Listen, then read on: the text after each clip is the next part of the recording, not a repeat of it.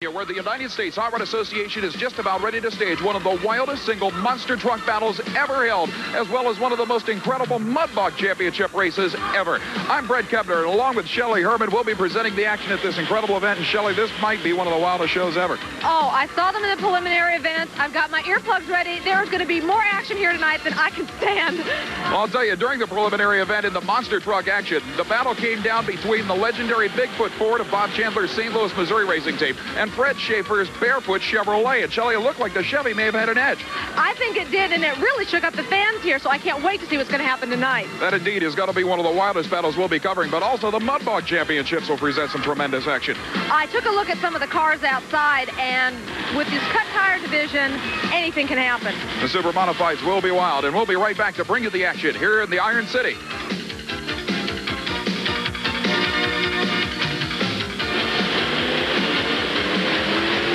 Ladies and gentlemen, and we are ready here at the Pittsburgh Civic Auditorium for the first round of the Battle of the Monster Trucks here tonight. And the very first machine getting ready to come out of this time competition is one of the wildest Chevrolets ever created. From Granite City, Illinois, Fred Schaefer in the Barefoot Chevrolet. This is Bret Kepner along with Shelley Herman. And Shelley, this first round of competition will be an elapsed time battle. The drivers have to negotiate our course all the way around, and the lowest elapsed time will automatically receive a spot in the final showdown. We'll be coming back with a second round of competition to determine the other finalists, and those two will shoot it out against the clock for the overall championship tonight. And you know, Shelley, that Freddie Schaefer is here to win.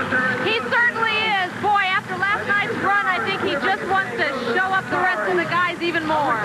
No question, this 500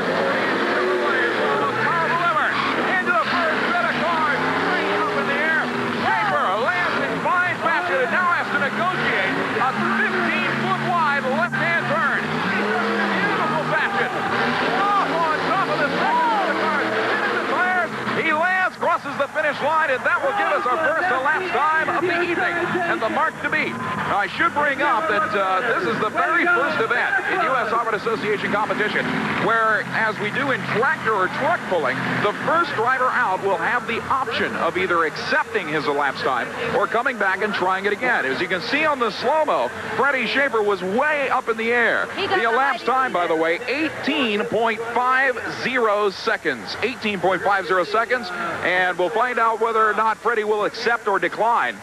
He has declined it. Our event director, Jim Harris, says Freddie Schaefer will be back. Again, this is Jesse Briggs with his incredible playing for Keith Chevrolet. And Shelley, obviously, this thing looks a little bit different as it leaves the starting line. Oh, there he goes! Up and over! A hard landing for Berg as he brings it around that tight 15-foot radius left-hand turn and lines up for the second set of cars. Whoa, getting sideways, and he's stuck.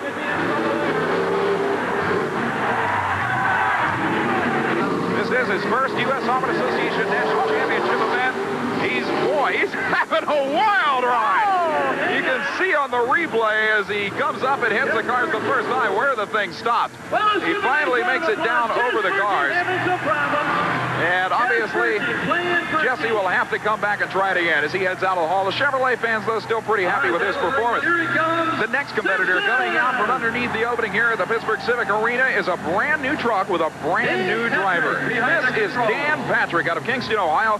And all the truck pulling and tractor pulling fans out there will certainly remember this guy. Shelley, he was one of the absolute best when he was driving the Tom the Mongoose McEwen Corvette funny car puller. And it was also a national championship winner in the tractor pulling division. Well, this has got to be a big change for him. And it looks like Patrick will be getting the green flag here momentarily as the racing surface has been cleared and the new driver, at least in monster trucks, from the state of Ohio. Look at him go! Up and over. Look! Good height out of that first set of cars.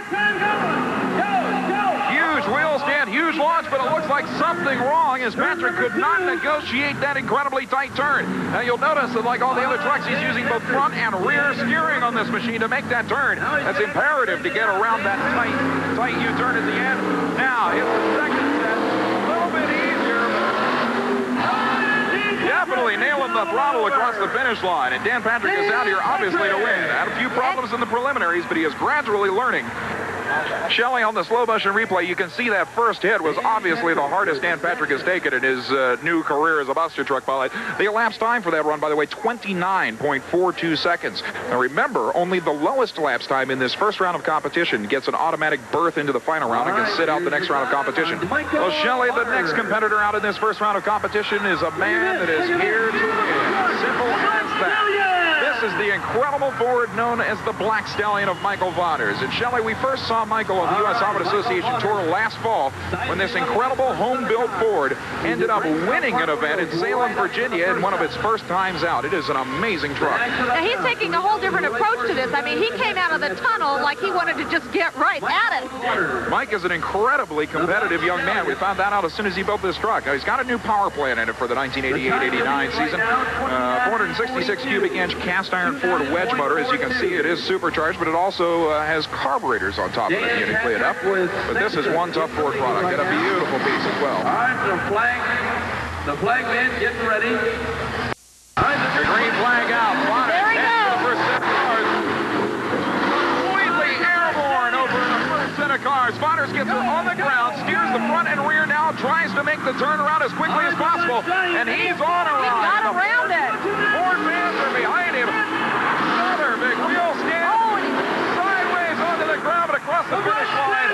I would certainly guess, Shelley, that would be the quickest elapsed time so far. It sure looks like it. He didn't look like he had that much trouble getting around that curve that has really hung up so many other guys. Look at that ovation from the crowd. The Ford fans are out in force here tonight at the Pittsburgh Civic Arena, and Mike VATERS looks very, very happy with that attempt. Now, he deserves to take a bow. Here's the slow motion of the initial hit. Take a look. The rear wheels 4 feet off the ground. The elapsed time is the quickest so far in this first round of competition, 20.50 seconds. Unbelievable run for the young man from the state of Maryland. But I'll tell you, we've got a lot more action to come here at the Pittsburgh Civic Arena. Indeed, we'll be back in just a moment with more monster truck action.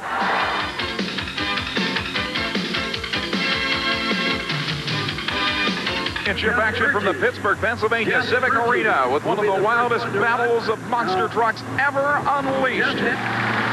One of the most unique machines in all of monster truck racing today in the United States Auto Association circuit. From Tampa, Florida, this is Kevin Dabney, the 29-year-old young man who has created Alien. Believe it or not, this is no Ford or no Chevrolet. It's a 1986 Nissan King Cab. Believe it or not, it is a rear engine. You can see the engine back in the bed there, Shelley. And that's no monster-motored Ford or Chevy power plant. It's a 380 cubic inch small block Chevy. Well, tell me how that will help or hurt him. Well, I'll tell you, with a small block Chevrolet, it puts a lot of strain on the drivetrain, but it is supercharged. Leaves the starting line unbelievably hard hit. And Dabney makes the turn. Both wheels almost locked. Now tries to straighten it out and almost hits the car. Can he make it? Yes, he's gone over. A great run. Great run for Kevin Dabney. Tell you, that little small block Chevrolet on that thing is truly unbelievable. But there's no question, Shelley, that was the hardest hit we've seen anybody take so far. When he hit those cars here on the replay, it was incredible. I think he got the height that he'd hoped for because he just sailed over that. This truck is substantially lighter than some of the other ones out there, only about 15,000 pounds. And actually, when it is airborne, it is capable of covering a greater distance than some of the heavier trucks. So that was a hard landing, too. The elapsed time, believe it or not, the mark to beat was the Black Stallion Ford's 20.50 second run. The Alien of Kevin Dabney runs 20.60, a tenth of a second behind. Unbelievable.